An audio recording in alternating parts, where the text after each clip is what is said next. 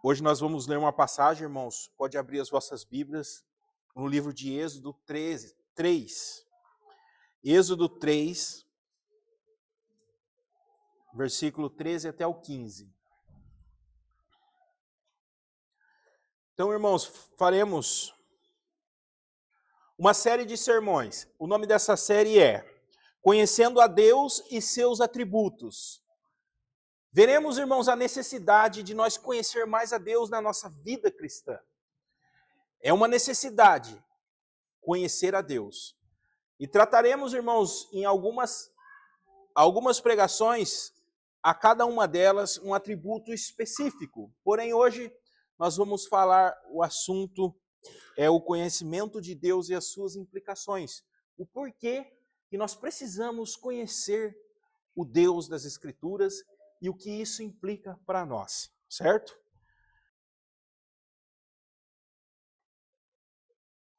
Lemos Êxodo, capítulo 3, de 13 a 15. Quando Moisés foge, ele se estabelece na terra, e aí o Senhor vai falar com ele na sarça. Esse é o contexto da passagem.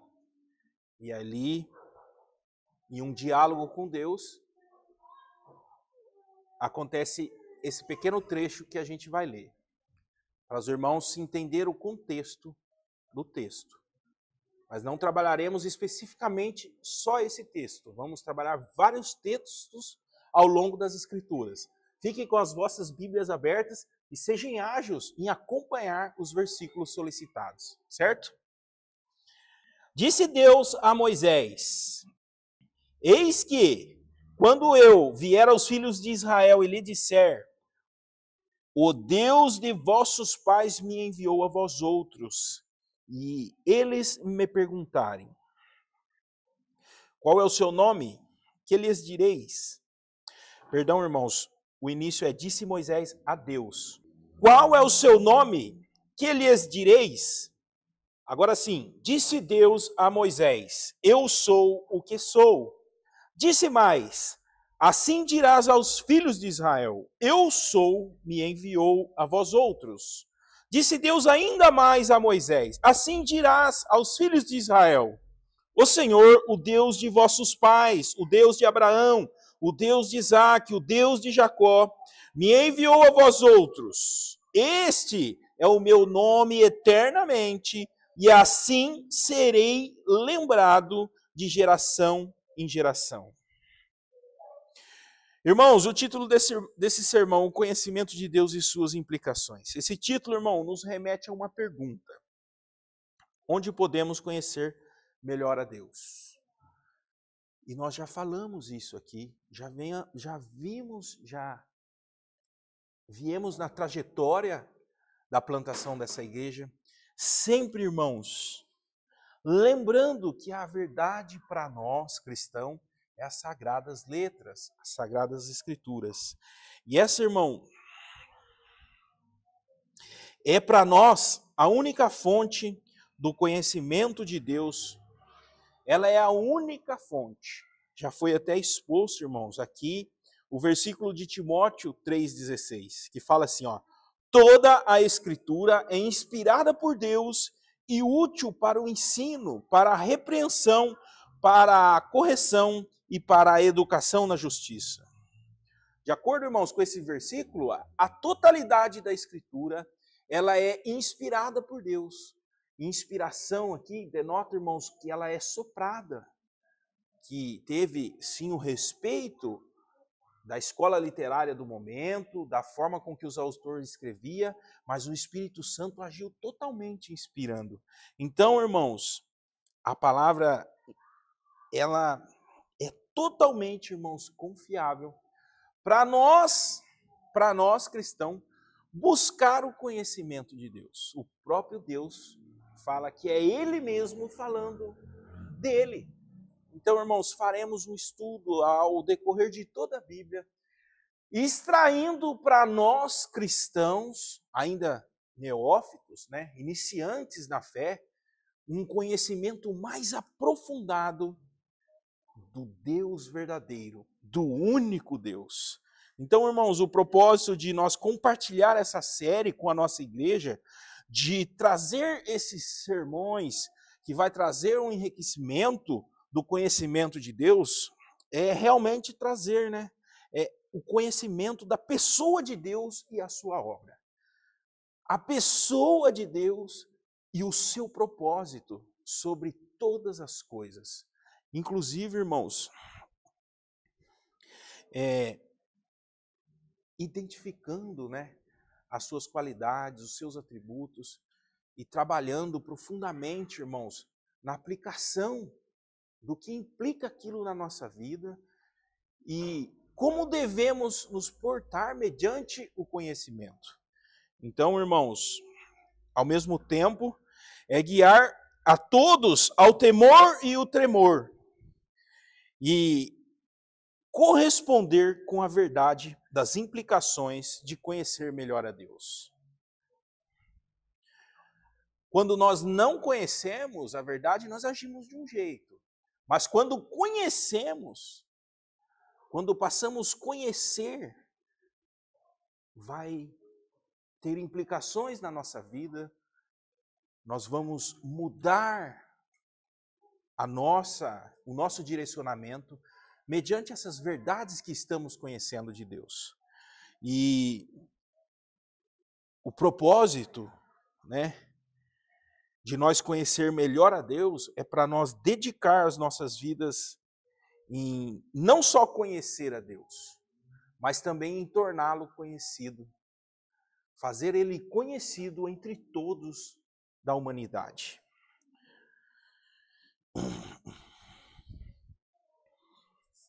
Se nós, irmãos, buscar profundamente, irmãos,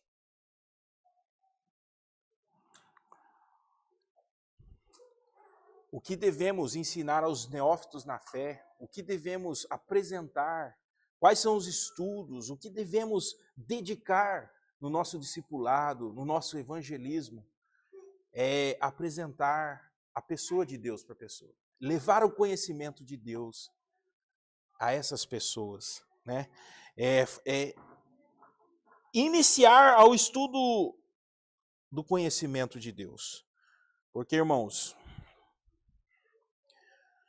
o cristianismo é, acima de tudo, sobre a pessoa e a obra de Deus. Os atributos de Deus, que veremos, irmãos, alguns deles profundamente em alguns outros sermões mais para frente, referem-se às suas características fundamentais, permanentes e imutáveis. Quem Deus é realmente? Através desses atributos listados aqui na palavra de Deus, através do conhecimento que a palavra de Deus nos transmite de Deus, nós poderemos, irmãos, chegar a uma conclusão real de quem Deus é e como que Ele atua, né? A vontade de Deus está relacionada, irmãos, aos seus propósitos, planos e desejos. E nós somos chamados a buscar a vontade de Deus e viver de acordo com ela. Somos chamados a buscar a vontade de Deus e viver de acordo com ela. Não é possível, irmãos, nós se declarar cristão e não reconhecer e não aprender qual que é a vontade de Deus para com esse povo. E viver de acordo com as nossas vontades. Precisamos conhecer Deus na totalidade para nós, irmãos, identificar essas vontades e viver de acordo com elas.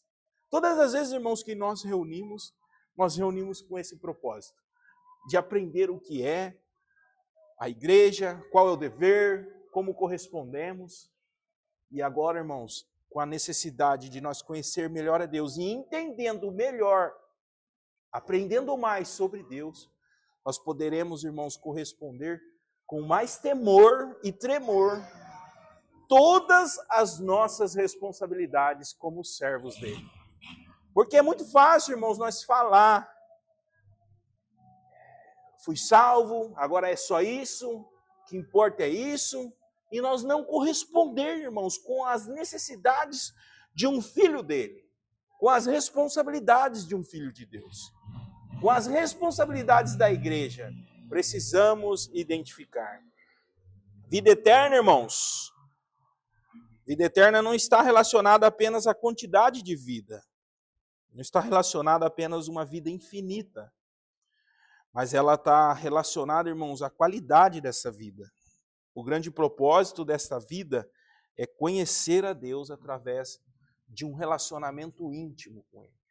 Se nós colocar a nossa satisfação em Deus, conhecê-lo plenamente e corresponder com o propósito dele, identificando e vivendo a vida de acordo com o seu propósito, é o descanso da vida. É o descanso, é a qualidade com que viveremos. E a eternidade, irmãos, ela vai ser uma eternidade de Deus se revelando a nós. Porque se Ele é eterno, basta uma eternidade para nós conhecê-lo. Ou seja, Ele é infinito e nós viveremos infinitamente ao seu lado, conhecendo e desfrutando. Então, irmãos, nós já fomos chamados à eternidade. Mesmo que nós falta ainda passar pelo corredor da morte, para virar do outro lado, mas já devemos desfrutar do conhecimento dele com a sua palavra, que é o que ele nos deixou. Irmãos, essa é a introdução do sermão de hoje. Gostaria de concluir a introdução com alguns versículos para que os irmãos possam entender o que é o chamado a ser filho dele, chamado a conhecer melhor a Deus. Jeremias 9, 23. Jeremias 9, abre a sua Bíblia. 23 e 24. Diz assim, em Jeremias 9, verso 23.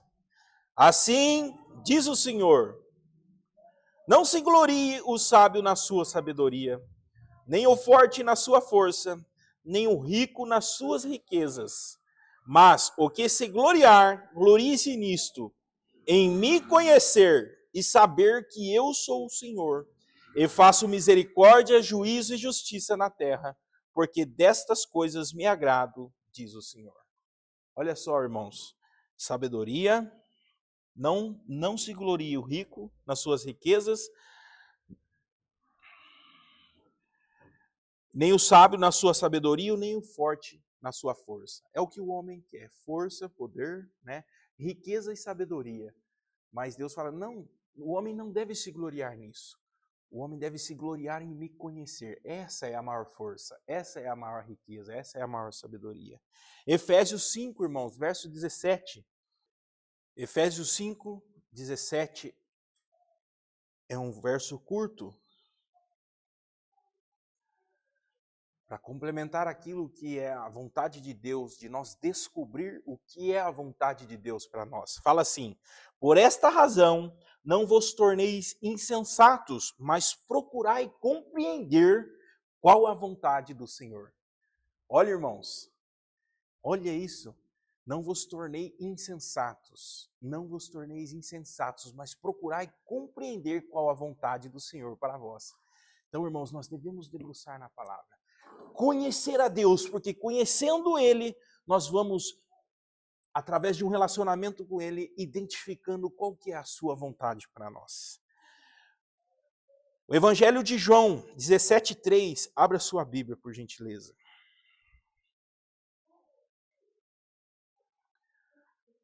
Este versículo complementa aquilo que falamos sobre a vida eterna começa aqui. Se você tem a oportunidade de conhecer mais a Deus, se você foi ingressado nessa carreira cristã e você está na esperança da vida eterna, ela já começou para você. E aí, em João 17, verso 3, diz assim, e a vida eterna é esta, que te conheçam a ti, o único Deus verdadeiro e a Jesus Cristo a quem enviastes. Forte, irmãos, forte. A vida eterna é essa. Quanto mais conhecimento de Deus nós nos enchemos, quanto mais estudamos a pessoa de Deus, mais nós vivemos aqui já deste lado da eternidade, a própria eternidade. Quanto mais descobrimos do plano de Deus, mais cheios da eternidade nós nos revestimos. Certo, irmãos? Cresceremos então, irmãos, em 4 pontos. 2 deles trazendo um maior conhecimento de Deus e 2 conhecendo as implicações diretas do conhecimento de Deus na nossa vida. Por fim, concluiremos com a seguinte pergunta: como correspondemos a esse conhecimento? Certo? Curve as vossas cabeças e vamos orar.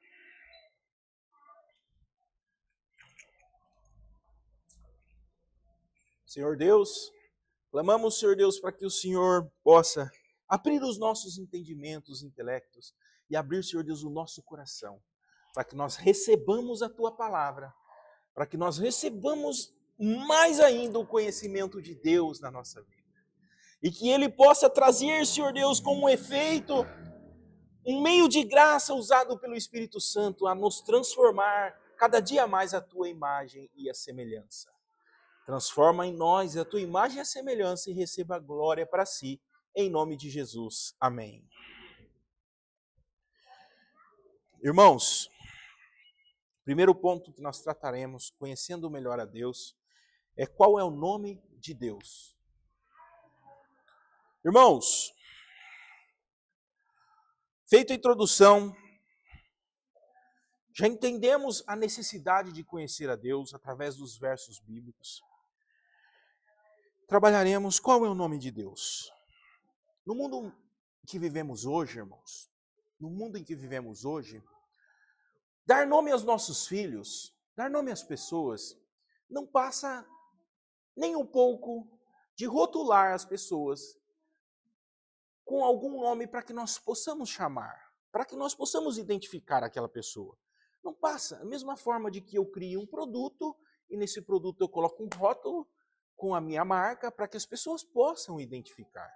Então essa é a função do nome no mundo de hoje.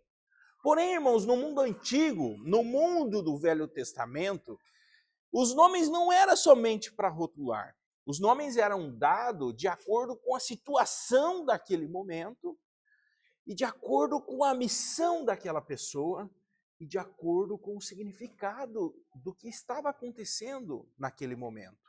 Então, muitas das vezes, os anjos já traziam a boa nova e, mediante a missão, já era colocado um nome. Porque o nome já significava algo, já tinha uma significância daquilo que seria chamado aquela pessoa. Ou seja, então, os nomes eram como se fosse uma frase resumida, né?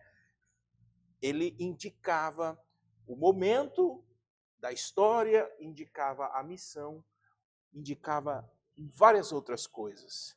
Então, irmãos, essa é a forma do mundo antigo. E quando, irmãos, nós vamos para a Escritura e procuramos sobre o nome de Deus, não muda. O nome de Deus, conforme a Escritura traz, ele denota sempre alguma coisa. Tanto é que ao longo das Escrituras, Deus é chamado de vários nomes. De vários nomes.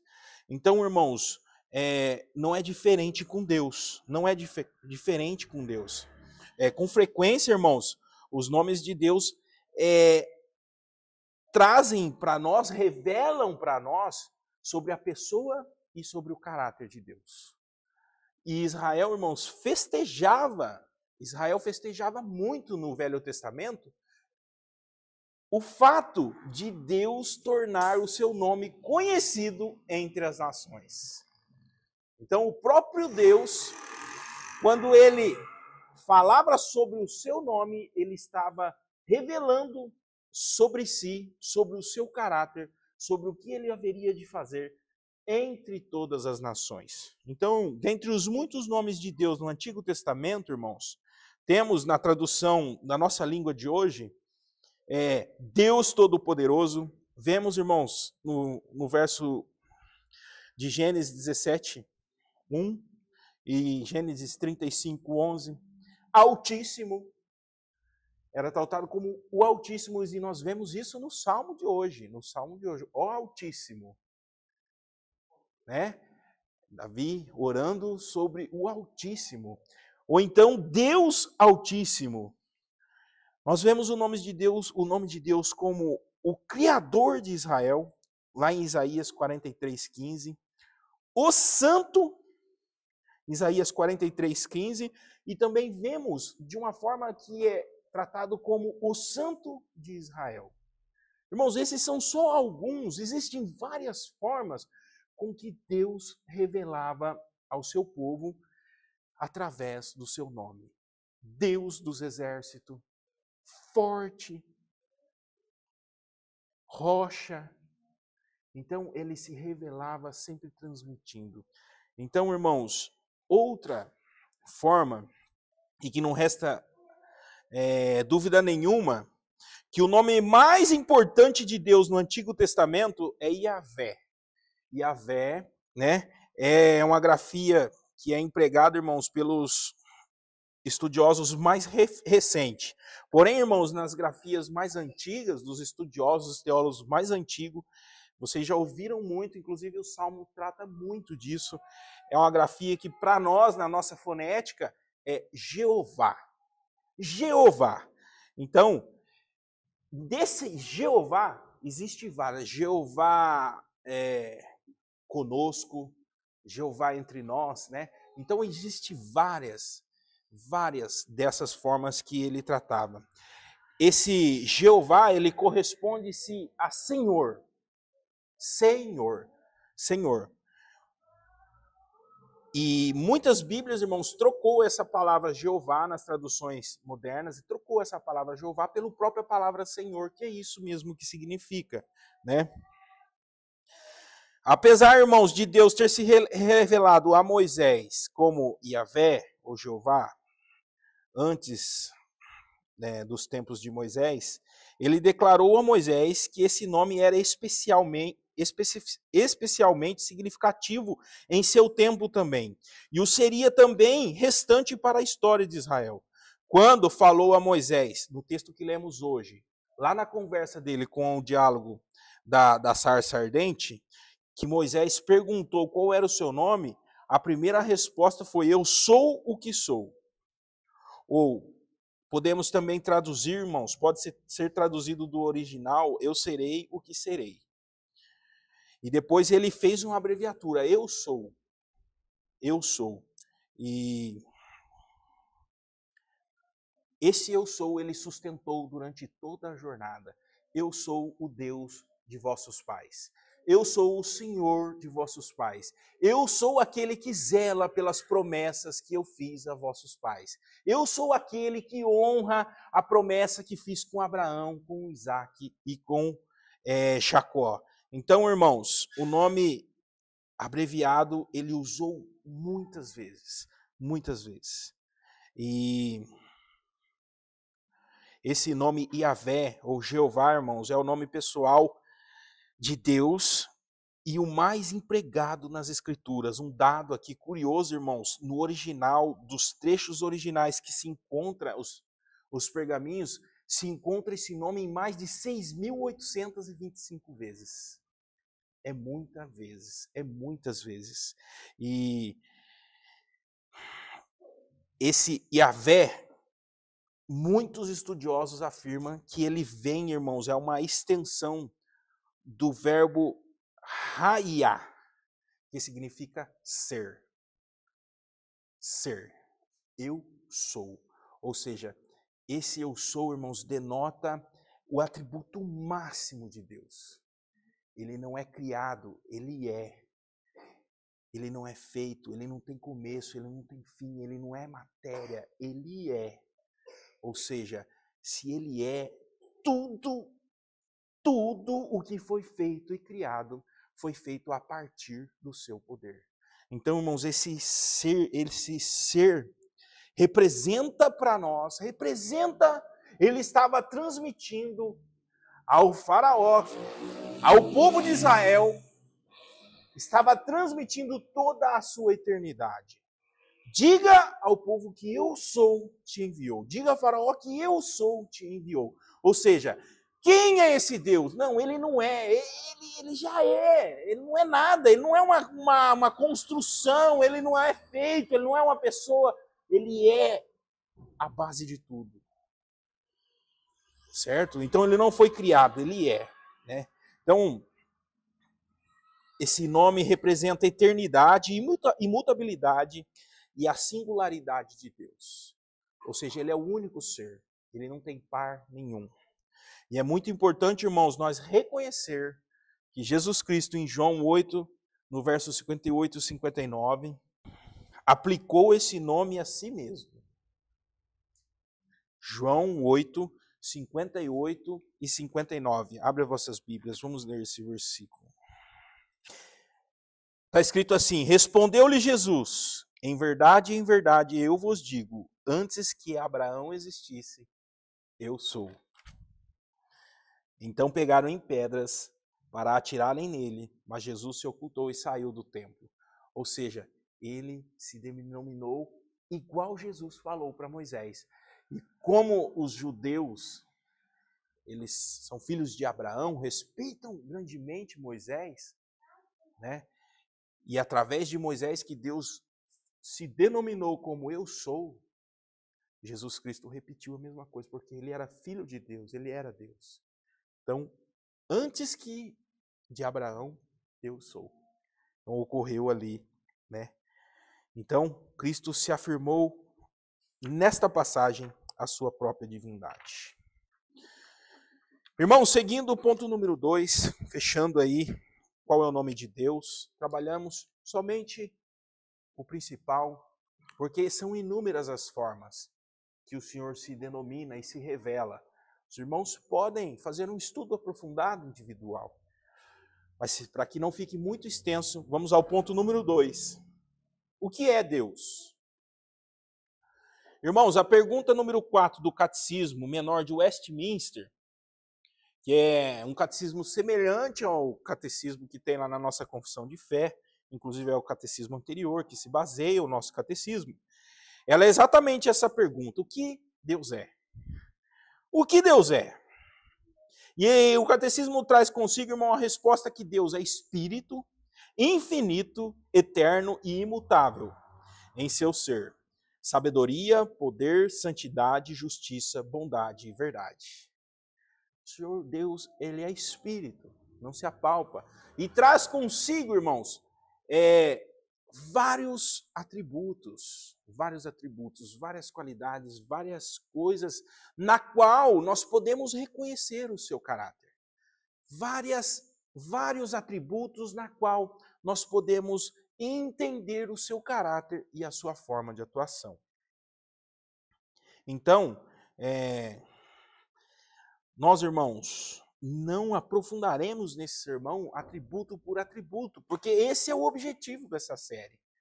Nós entenderemos um pouco mais de alguns atributos, porque o Senhor é infinito em atributos. E entenderemos, irmãos, que alguns dos seus atributos,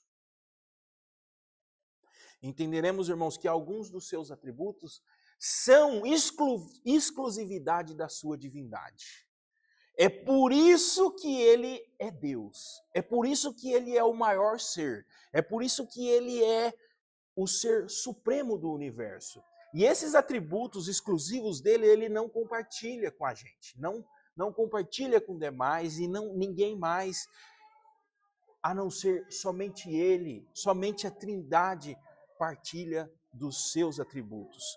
Mas veremos também, irmãos, que alguns atributos ele derrama sobre a sua máxima criação.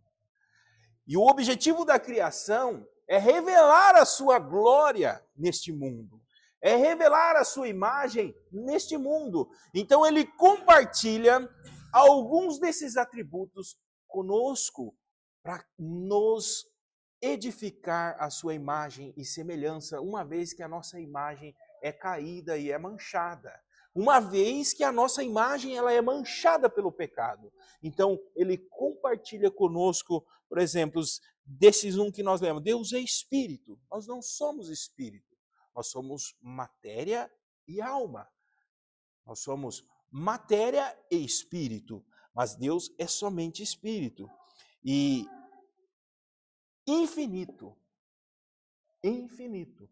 nós ainda não somos infinitos. Nosso corpo voltará ao pó.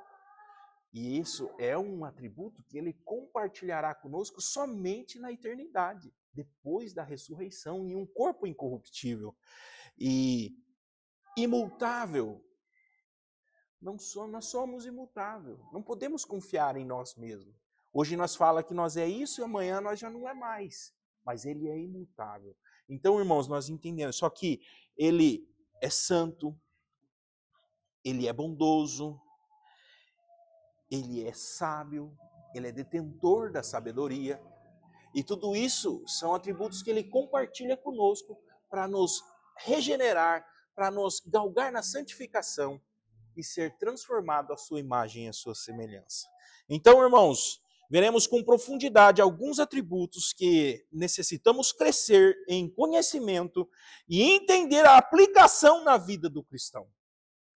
Qual é a aplicação? Mediante a um Deus que nós conheceremos profundamente a sua onisciência, a sua onipresença, por exemplo. Entenderemos então, irmãos, qual é a aplicação na vida de um crente ao reconhecer que o seu Deus sonda todos os seus pensamentos. Certo, irmãos? Então, esse é o objetivo da série, né? Faremos então alguns sermões exclusivos durante a série sobre alguns atributos de Deus, os principais que permeiam a obra de Deus redentora na cruz que nos alcançou. Ponto número 3, irmãos. É um ponto muito importante, irmãos.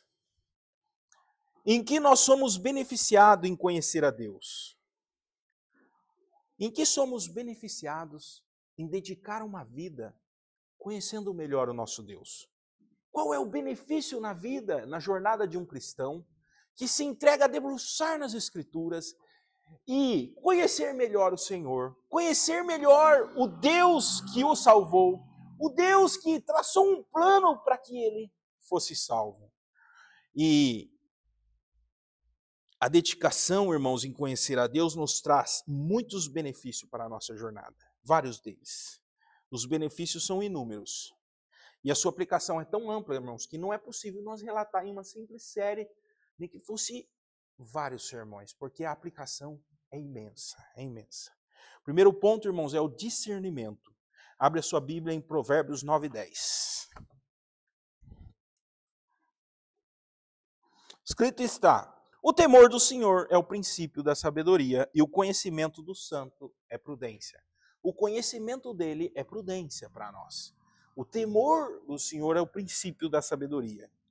Irmãos, uma visão correta de Deus é necessária para que tenhamos uma visão correta da totalidade da vida e do mundo.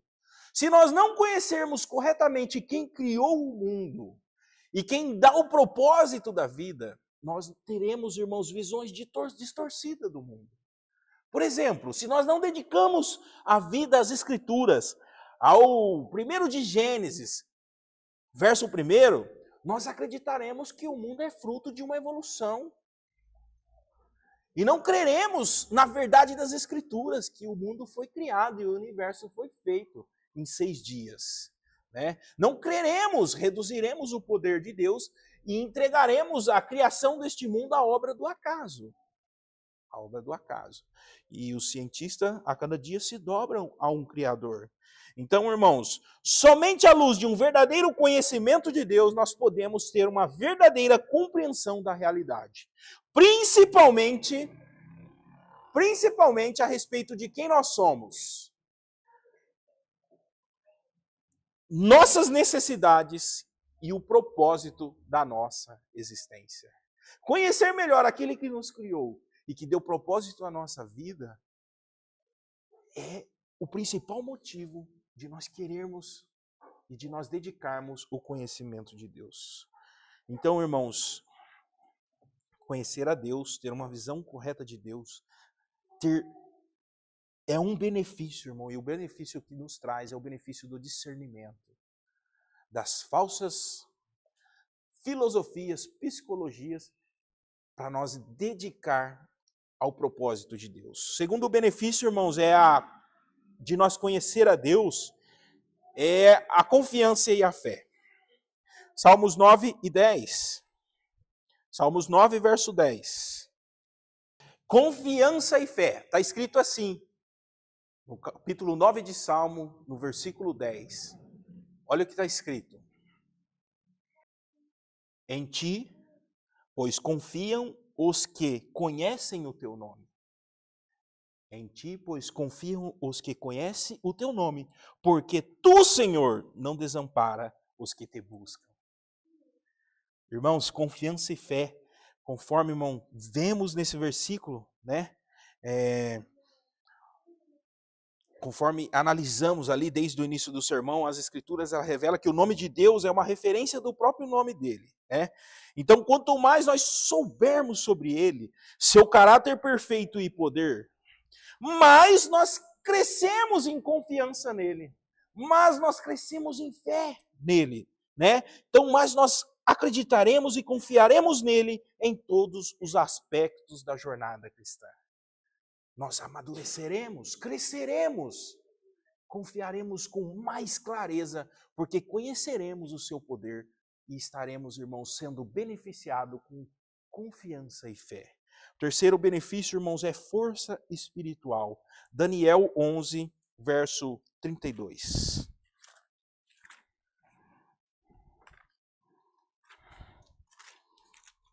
Olha que versículo magnífico. Aos violadores da aliança, ele com lisonjas perverterá. Mas o povo que conhece ao seu Deus se tornará forte e ativo. Então, o benefício da força espiritual é isso, irmãos, que o conhecimento de Deus nos traz. Viver a vida cristã, irmão, exige uma força que está além da nossa pequena força. Viver a vida cristã, irmãos, exige uma força que provém dele, do conhecimento dele, que provém do próprio Deus para nós vencer. Então, quanto mais, irmãos, conhecemos a Deus, quanto mais nós conhecermos a Deus, mais forte espiritualmente seremos e estaremos mais dispostos a viver ativamente para ele. O quarto benefício listado, irmãos, está em 2 Timóteo 1, verso 12. É o benefício da perseverança. 2 Timóteo 1, 12. Está escrito assim: e por isso estou sofrendo estas coisas. Todavia não me envergonho, porque sei que em quem tenho crido, e estou certo de que ele é poderoso para guardar o meu depósito até aquele dia. Aqui, irmãos, Paulo já estava, irmãos, se desligando deste mundo.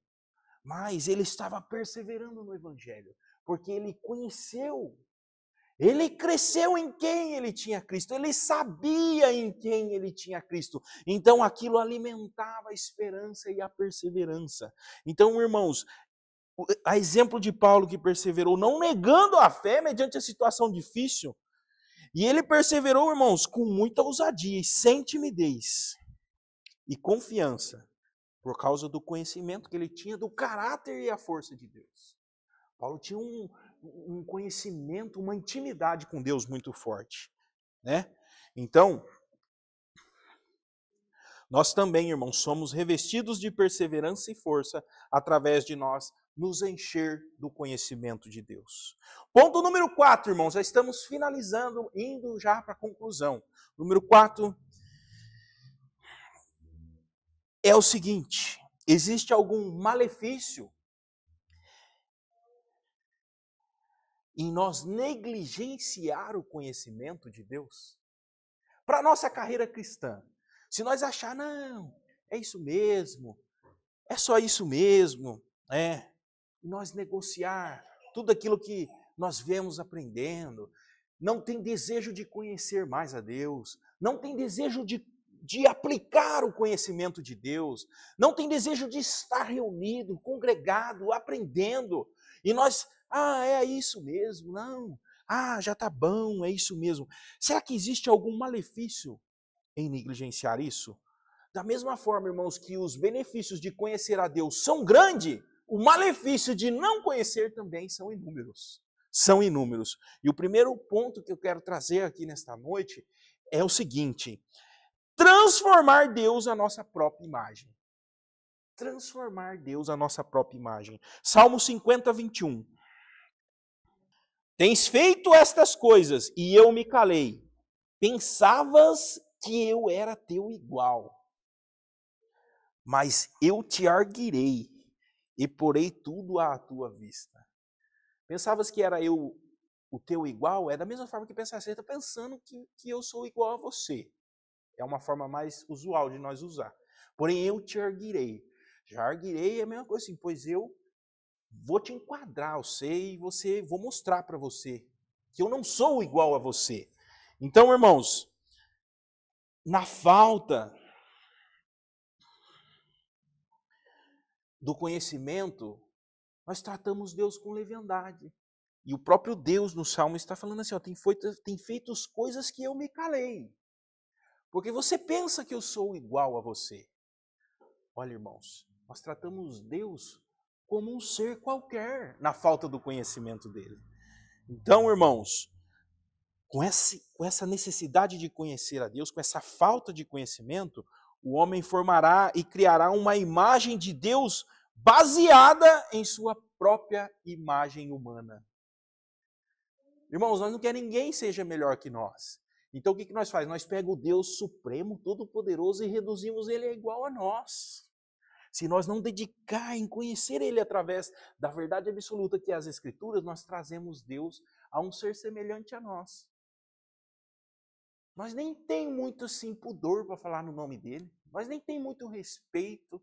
Nós nem tem muito respeito para tratar com as coisas dele. Olha só, porque nós achamos que Deus é um ser igual a nós. Só que aqui, né? Eu te arguirei. Quase sempre, irmãos, essa falta de conhecimento, esse respeito, essa diminuição de Deus através da nossa postura, quase sempre, irmãos, resulta isso numa visão degradada de Deus. E o resultado disso é eu te arguirei. É um julgamento pesado de Deus. É um julgamento pesado de Deus em nós. Segundo ponto, irmãos, é a adoração falsa. Abre a tua Bíblia em João 4, 22. Vós adorais o que não conheceis. Nós adoramos o que conhecemos, porque a salvação vem dos judeus. A idolatria acontece sempre que adoramos qualquer coisa ou pessoa que não seja a pessoa do verdadeiro Deus. Isso é a idolatria. Isso é a falsa adoração. Né? Então, irmãos, na falta de conhecer o Deus das Escrituras, na falta de conhecer, de ter o conhecimento, irmãos, de Deus, mesmo aqueles homens que se dizem cheios, mesmo aqueles que se simpatizam e se identificam grandemente com o cristianismo, estão sujeitos, irmãos, a caírem nesse erro da falsa adoração. Estão sujeitos a caírem nesse erro de construir uma outra coisa e adorar, menos adorar o verdadeiro Deus. Pode ser uma instituição do tamanho que for, pode ser a pessoa do jeito que ela for, na extrema miséria ou muito rico. Se ele não conhecer o que Deus fala sobre ele mesmo nas Escrituras, ele está sujeito a cair na falsa adoração. Irmãos, isso é real. Isso é real. Converse com quem faz evangelismo a mendigos e vocês vão ver o tamanho da distorção de Deus que aqueles homens fazem. Forjando em si falsa piedade e falando que é aquilo que Deus agrada. Observam para vocês verem. Então, irmãos, eles criam um falso Deus em sua mente e adoram o Deus que criaram. Certo? A terceira, irmãos, malefício é incredulidade ou falta de confiança. Capítulo 10 de Romanos, verso 14. Incredulidade ou falta de confiança. Romanos 10, verso 14.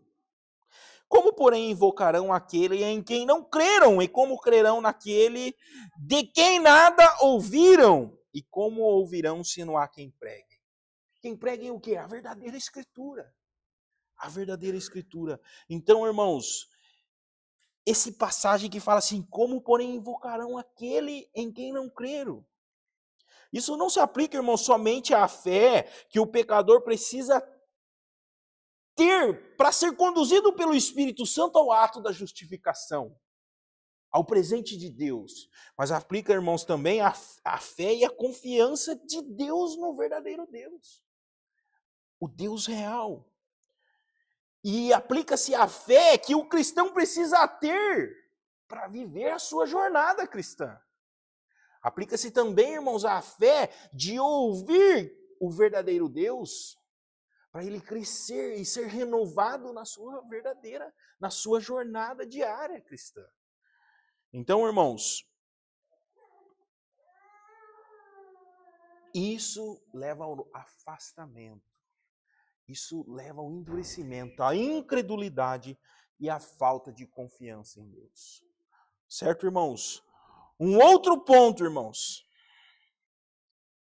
que esse é um ponto gravíssimo da falta do conhecimento de Deus, é uma visão indiferente, irmãos, ou uma visão apática do pecado. Abre 1 Coríntios 15, 34.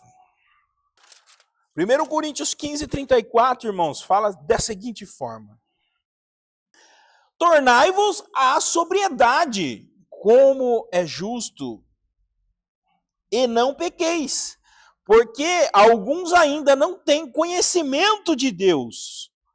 Isto digo para vergonha vossa. Isto digo para vergonha vossa. Tornai-vos, irmãos, tornai-vos. Paulo, irmãos, repreendeu a igreja de Corinto, porque havia ali alguns cristãos confessos. Ele estava falando com crentes ali. Cristãos que já haviam professado a sua fé em Cristo. Que estavam, irmãos, que estavam pecando nessa parte do real conhecimento sobre Deus. Eles não eram sóbrios como se deveriam ter sido. Estavam vivendo como sonolentos ou bêbados em relação aos perigos do pecado e a importância de viver de acordo com a vontade de Deus. O contexto, irmãos, é que era cheio de pecado na igreja de Corinto. A igreja de Corinto, irmãos, era a igreja mais fervorosa, que tinha variedades de dons sobre ela, porém é a igreja que Paulo mais trabalhou e lutou contra o pecado no meio dela. Porque ele falava assim, não, agora eu estou em Cristo. Está pecando ali, mas é meu irmão, porque estamos todos em Cristo. E tinha pecados gravíssimos entre eles. O mais tradicional ali, que choca mais a nossa vida, nós analisando como vida de igreja, era um rapaz que estava relacionando-se com a própria madrasta e estava no meio deles e ninguém mexia naquilo. Ninguém mexia naquilo porque, não, nós estamos em Cristo, ele também está em Cristo, então agora nós somos salvos pela graça e é tudo por graça, não precisamos lutar com o pecado. E Paulo repreendeu eles, né? Paulo repreendeu veementemente, chamando eles à sobriedade. Não fiquem apáticos com relação ao pecado. Então, irmãos, essa falta de conhecimento de Deus nos leva a viver uma vida de indiferença, de apatia com relação à presença do pecado no nosso meio. E nós conhecemos, se nós conhecermos a profundidade, o nível da santidade de Deus e o nível da sua justiça, irmãos, nós não podemos ficar apáticos com relação ao pecado. Não podemos ficar sonolentos. Não podemos ficar, irmãos, ali como bêbados, embriagados. Nós devemos nos embriagar do Espírito Santo e lutar contra esse mal. Ser cheios do Espírito Santo e ter uma atitude positiva. Quarto ponto, irmãos, ilegalidade. Ilegalidade, irmãos, a palavra ilegalidade se refere ao estado de alguém que vive fora da lei ou da vontade de Deus. É viver, irmãos, como se Deus não tivesse lei ou nunca tivesse dado nenhuma lei aos homens. É viver como se você vivesse ao acaso, sob o domínio seu somente. Então, irmãos, essa é uma das consequências gravíssimas, mais graves, irmãos, da pessoa que é ignorante a respeito de Deus. Ele acha que ele está salvo, mas ele vive a vida dele, que não, o Senhor não tem um senhorio sobre a sua vida. Provérbios 29:18, abre a tua Bíblia e veremos o perigo que é viver a vida dessa forma. Diz da seguinte forma: não havendo profecia, o povo se corrompe, mas o que guarda a lei, esse é feliz. Aqui, irmãos, o nosso ser, né, já tenta levantar para o lado do misticismo. Não havendo profecia, o povo se corrompe. Esse versículo ficou marcado na minha vida. Que depois eu conto por quê, particularmente. E aqui logo a gente já se inclina, né? Então tem que ter a profecia, né? Sem a profecia o povo se corrompe. Mas só que nós temos que ir ao significado, porque depois ele fala assim, ó: não havendo profecia, o povo se corrompe, mas o que guarda a lei, esse é feliz. O ministério profético, irmãos, era profetizar a respeito dos benefícios e malefícios que a lei trazia. Sempre que o Senhor levantava um profeta, era para trazer o povo à centralidade da sua lei. O próprio versículo fala isso. Mas o que guarda a lei é feliz. Mas o que guarda a lei é feliz. Então não é essa profecia de adivinhar CPF, de adivinhar se vai ter casa, o carro, não é isso que está se referindo. O referendo aqui é sobre a lei, é sobre o livro, é sobre os oráculos que revelam esse Deus. E lá em Deuteronômio, que eram os benefícios da lei, de seguir as suas ordens, e os malefícios de não seguir as suas ordens, era o livro base com que os profetas admoestavam o povo quando eles estavam caindo em desobediência. Aí eles falavam: se vocês caírem em desobediência, nós vamos ser entregues aos nossos inimigos, as muralhas não resistirão, e nós padeceremos, porque era o que a lei escrevia. Então é essa profecia que ele está se referindo aqui, irmãos.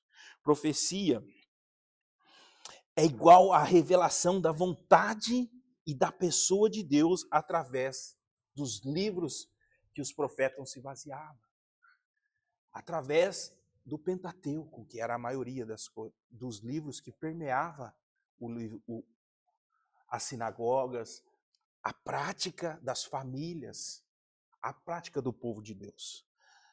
Certo, meus irmãos? Quinto malefício: juízo e destruição divina. Romanos 1, 18 e 19.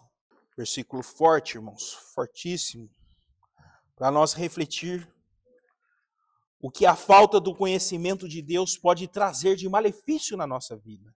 Romanos 1, 18 e 19, está escrito assim: a ira de Deus se revela do céu contra toda impiedade e perversão dos homens que detêm a verdade pela injustiça. Porquanto o que de Deus se pode conhecer é manifesto entre eles, porque Deus lhe manifestou. Irmãos, esses versos, irmão, mostram para nós que a ira de Deus se revela contra todo que se inclina ao conhecimento contrário de Deus. Todos os irmãos que rejeitam o conhecimento das verdades de Deus. A ira de Deus, irmãos, ela está relacionada à sua justiça e indignação contra o homem pecador. Essa é a ira de Deus.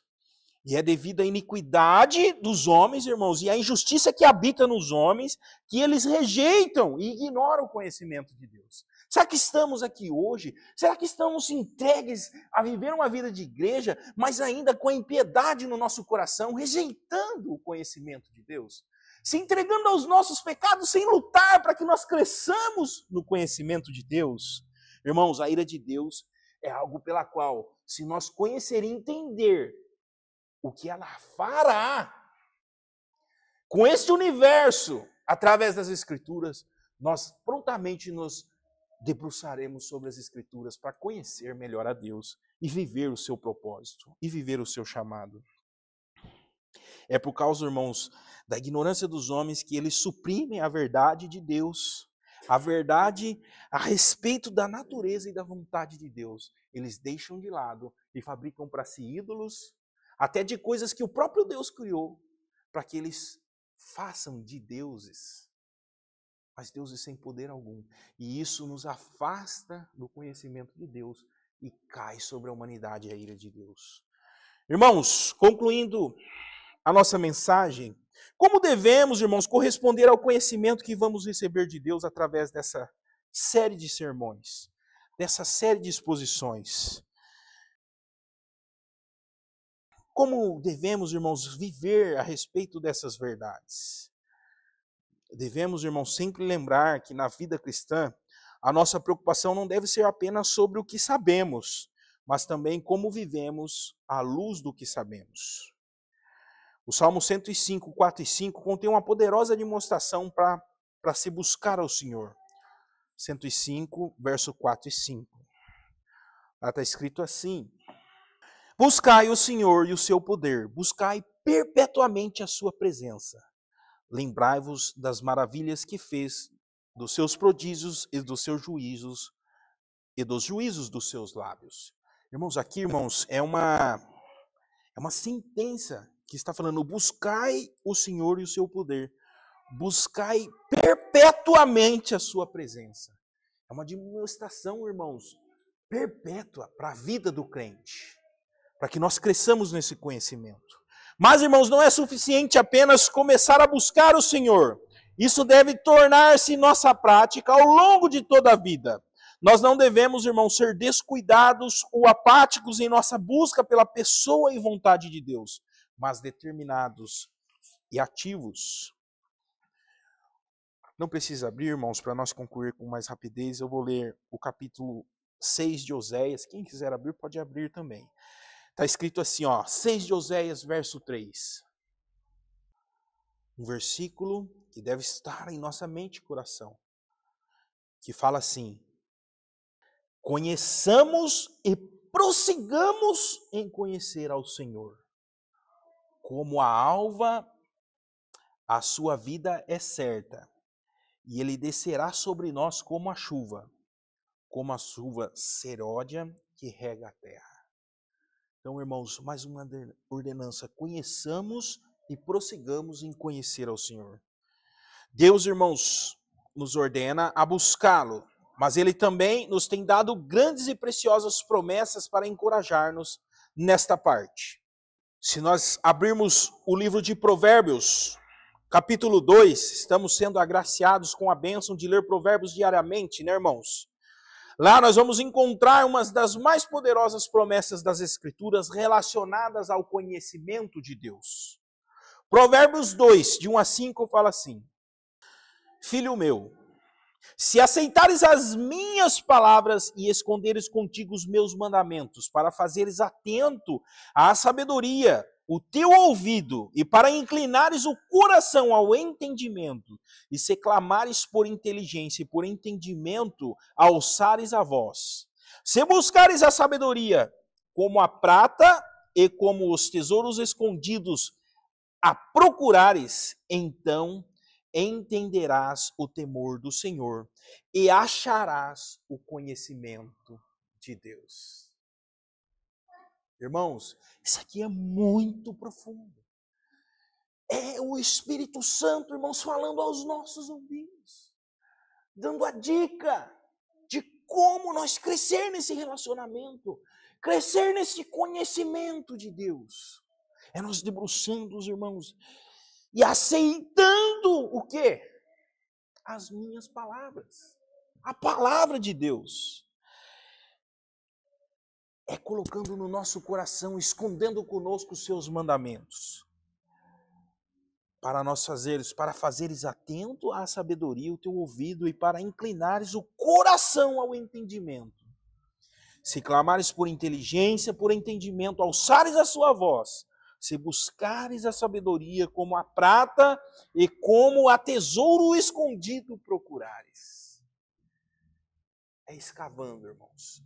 É persistindo. É indo atrás desse conhecimento. Então, irmãos, entenderás o temor do Senhor. Entenderás o temor do Senhor e acharás o conhecimento de Deus. É muito forte isso. É muito forte.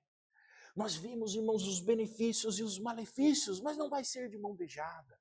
Precisamos buscar como se alguém garantisse para nós que no fundo do nosso quintal, a 15 metros de profundidade, bem no meio, tem uma maleta com 10 quilos de ouro. E facilmente, irmãos, facilmente nós cavaríamos esses 10 metros. Porém, se alguém falar para mim, eu preciso de um poço de 10 metros, te dou R$500, nós não cavaremos. Não cavaremos. Colocaremos objeções. Mas, irmãos, o conhecimento de Deus está em nós buscar um relacionamento com Ele, um crescimento com Ele. Certo, meus irmãos? Existe uma relação inseparável entre as Escrituras e a oração. A oração é essa labuta, é essa busca, é o estreitar o relacionamento com Deus. Devemos, irmãos, clamar a Deus em oração para que Ele nos conceda a compreensão da sua vontade e o conhecimento sobre Ele. Perceba que há uma relação através, irmãos, do que nós lemos entre o conhecimento de Deus e a nossa reverência ou temor a Ele. Então, irmãos, vamos a Ele com temor e quebrantamento e nós cresceremos em conhecimento. Enquanto mais, irmãos, nós conhecemos, mais o respeitaremos e o honraremos em nossa vida, e mais Ele vai nos transformando a sua imagem, mais Ele vai glorificando a sua imagem através de nós entre os homens. Certo, meus irmãos? Curve as cabeças e vamos agradecer.